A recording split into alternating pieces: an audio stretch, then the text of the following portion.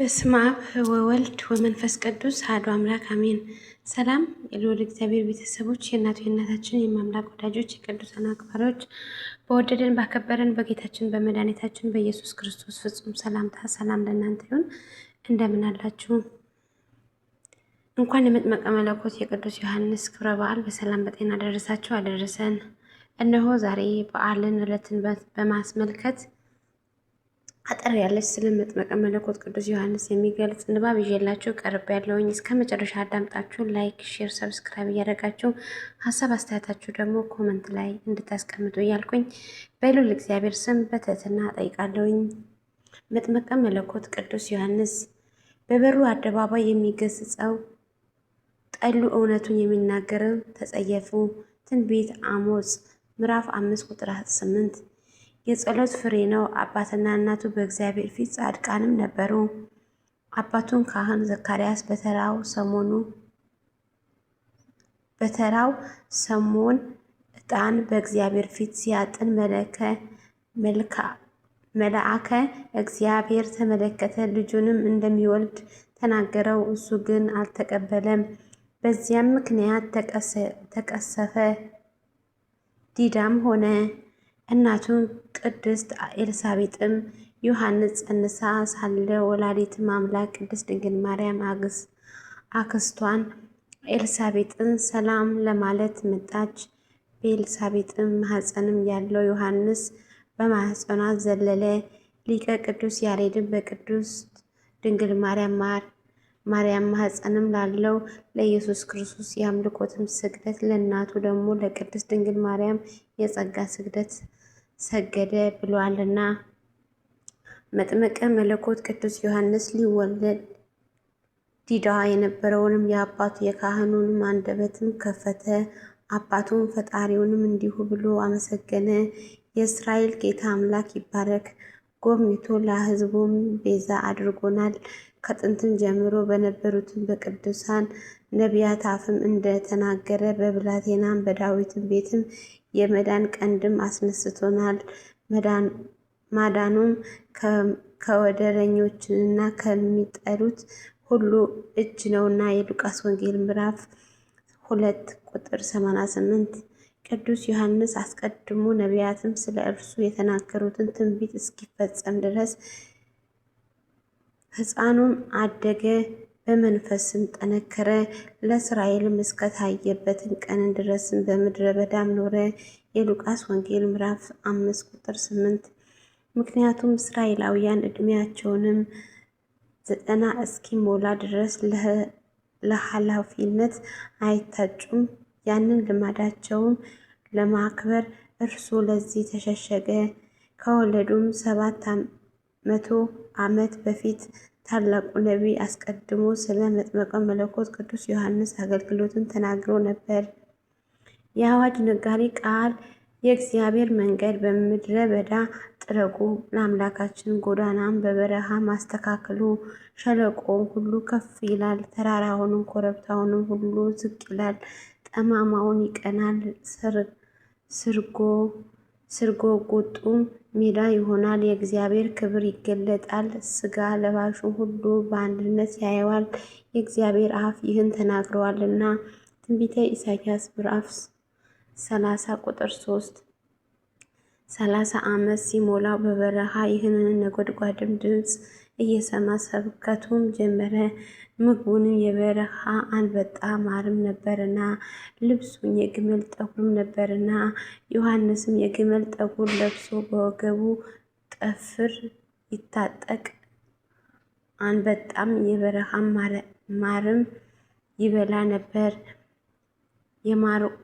የማርቆስ ወንጌል ምዕራፍ 1 ቁጥር 6 ተብሎ እንደተጻፈ ቅዱስ ዮሐንስ ስለ መንገደ ያለው ስለ ልባችን ነው። ፍሬ ያላፈራው ልባችን ፍሬ ያፍራ።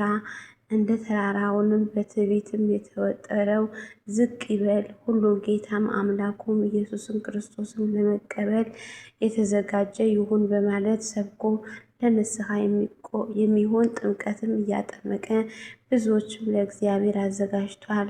ይህን ታላቅ ሐዋርያ ነቢዩ፣ ሰማዕትንም ጻድቃን መጥምቀ መለኮት ቅዱስ ዮሐንስ በጌታ ኢየሱስ ክርስቶስ ተመስክሮለታል። እውነት እላችኋለሁ ከሴቶችም ከተወለዱት መካከል ከመጥምቀ ዮሐንስ የሚበልጥም አልተነሳም። በመንግሥተ ሰማያትን ግን ከሁሉም የሚያንሰው ይበልጠዋል። የማቴዎስ ወንጌል ምዕራፍ 11 ቁጥር 11። እውነት ነው፣ ከሁሉም የሚያንስም ይበልጠዋል የተባለው ጌታ ኢየሱስም ነው። እርሱ በምድር ስለ እኛ ብሎ ከሁሉም አንሶ ነበርና፣ ነገር ግን የባሪያው መልክም ይዞ በሰውም ምሳሌ ሆኖ ራሱ ባዶ አደረገ።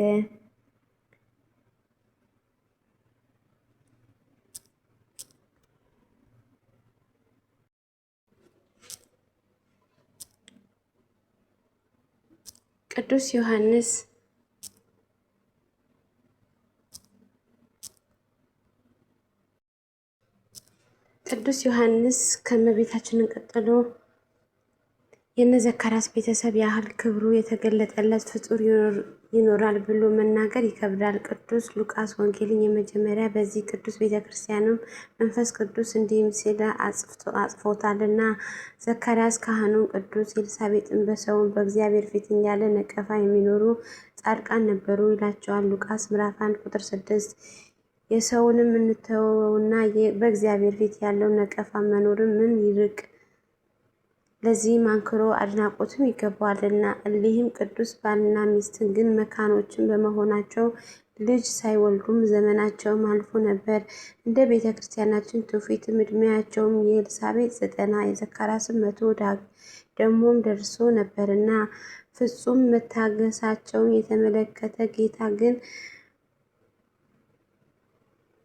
በስተ እርጅናቸው ከሰውም ሁሉ በላይ የሆነ ትንቢትም ለብቻ የተነገረለትም ኢሳይያስ ምዕራፍ 40 ቁጥር 3፣ ሚልክያስ ምዕራፍ 3 ቁጥር 1 ታላቅ ነቢዩ ይሰጣቸውም ዘንድም መልአኩ ብስራትን ቅዱስ ገብርኤልንም ላከላቸው።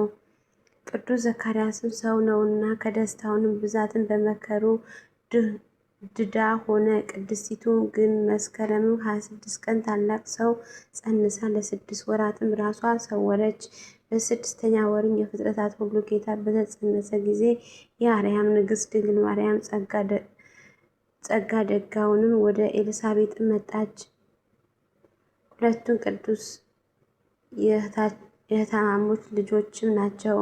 የአምላክም እናትም ስትደርስና ሰላምም ስትላቸው መንፈስ ቅዱስ በእናት ልጅ ወርዶ ኤልሳቤጥን በምስጋና ዮሐንስ ደግሞ ገና በማኅፀን ሳለ በደስታ ዘለለ ሰገደም።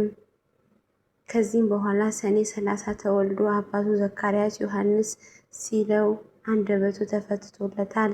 ቅዱስ ዮሐንስ ከተወለደ 2 ዓመት ከ6 ወር በሆነ ጊዜ ሰብአ ሰገልን በመምጣታቸውን በእስራኤል ምድር የሚገኙ ሕፃናትም ሄሮድስን ቁዝ አስፈጀ። ትንሽም ቆይቶም አይሁድም ለሄሮድስ ስለ ቅዱስ ሕፃናት ነገሩት።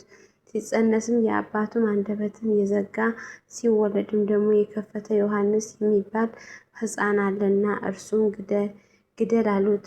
እናቱም ቅድስት ኤልሳቤጥም ይዛው ስትሸሽ ካህኑም ዘካርያስን ግን በቤተ መቅደስ መካከል ገድለውታል። አረጋዊቱንም ኤልሳቤጥም ሕፃኑንም እያሳደገች በገዳመ ሲፋታ ለ3-5 ዓመታትን ቆይታለች። ቅዱስ ዮሐንስም 5-7 ዓመታት ሲሞላ ግን እዚያው በበረሃ እናቱ አረፈች። ከሰማይ ዘካርያስና ሰሞኑን ወርደውም ቀበሯት። ሕፃኑ ዮሐንስም ሊያለቅስም ድንግል ማርያም ስንት ሀገርም አልፋ ሰማች።